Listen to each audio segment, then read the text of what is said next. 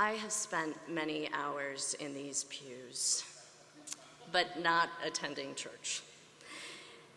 I was attending performances here at Battelle, and maybe the performances weren't my first choice. More performance payback, showing up to support the people who had shown up at my events and performances, just like some of you are doing here today. And maybe, sometimes, I would stack my evenings of performance payback to start here and then at intermission go to Calhoun to catch the second half of something and end the night with the beginning of a comedy show at Styles. And I would try at each performance to pay really close attention to one detail so that I could bring it up in conversation with the person the next time I saw them to prove that I was there. And fine, yes. Sometimes at performances here at Battelle, I would be in the balcony doing homework at the same time because I fall asleep at chamber music events and the opera. But the thing is, I owed my friends because they had shown up at my life and performances and protests. Even if they didn't care much about what I was doing, they turned out. So I turned out for them. And this sense of reciprocity and owing is part of what's going on in today's story from Luke, which on the surface seems rather innocuous, but is a pretty great snippet of political maneuvering. Healing miracles are just so hard for modern audiences, especially modern audiences with an affinity for evidence-based medicine.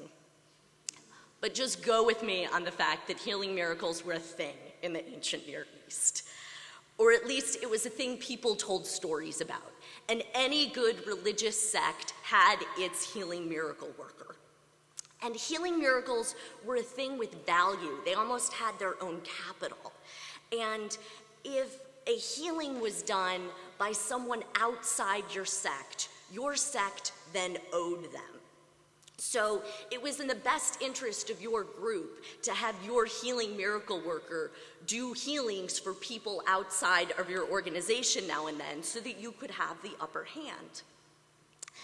I remember in Psych 110 over in Street Hall with Professor, now President-elect Salovey, a lecture about the case study of the Hare Krishnas giving out carnations in the airports, and how it created this sense of owing on the part of the recipient, even though they weren't asking for money. There was this sense of, I have a carnation, and now I'm indebted to these vegetarians in colorful robes who were part of the Beatles' lesser works, and you felt like you owed them something. It was a brilliant way to create this dynamic. And there's something of that going on in today's reading from Luke. The Jewish community in Capernaum is in debt to this high-ranking Roman official, this centurion. And a centurion is like a local police chief. He's got a decent salary, but a really good pension. And this particular centurion had personally contributed to the financing of the local Jewish community's synagogue, so they owed him. And so when he is in need of a healing, the local Jewish community intercedes on his behalf and says to Jesus basically, look, he built our synagogue, we owe him a healing. And local Jewish communities didn't always claim Jesus as their own, but in this case, it's a way they can rebalance the political scales. So you get a synagogue for a healing, all's well.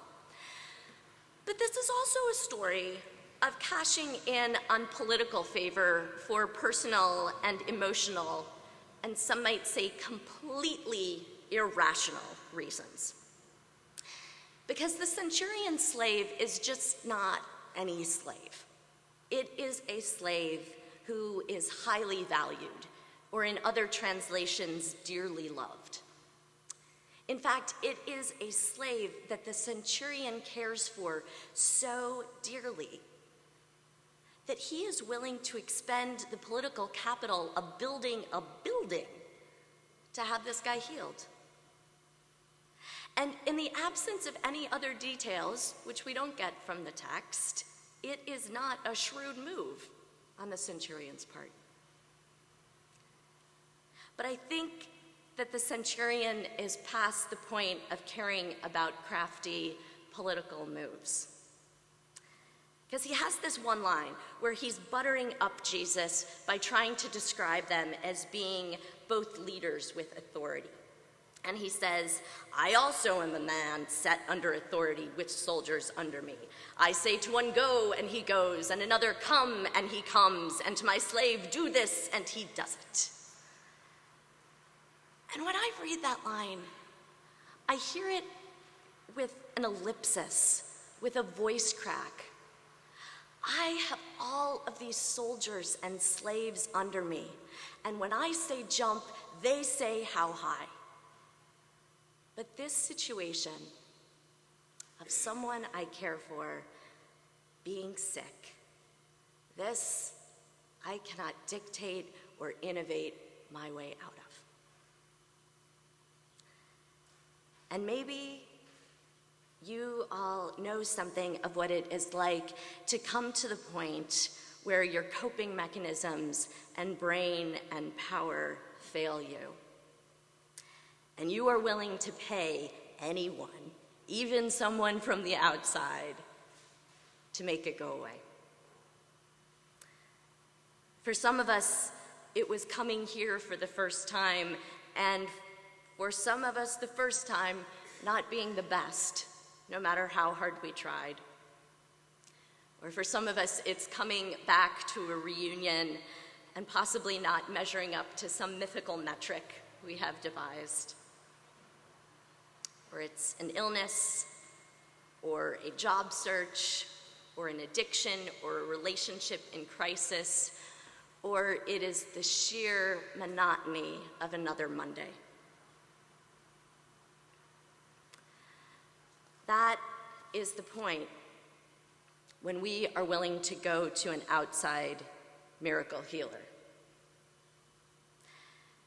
And I have been the recipient of a lot of miracle healing, though not necessarily from an outside sect.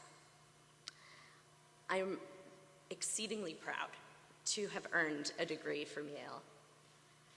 But even now, 10 years later, sometimes I think that I didn't earn it because my suite mates edited every paper I turned in. And as proud as I am to have had the jobs I have, friends of mine have provided marginalia on countless resumes and get me through so many Mondays. And I don't remember what any of these people said in class here. In fact, I don't even know if I took classes with them, though I'm sure they were brilliant and said brilliant things in them. What I remember is them showing up. I remember them not mocking me when I needed them. I remember their help, which is to say that I remember when, by force of miracle, they healed me. And so I am in their debt. And I'm beginning to think that maybe the point is the debt.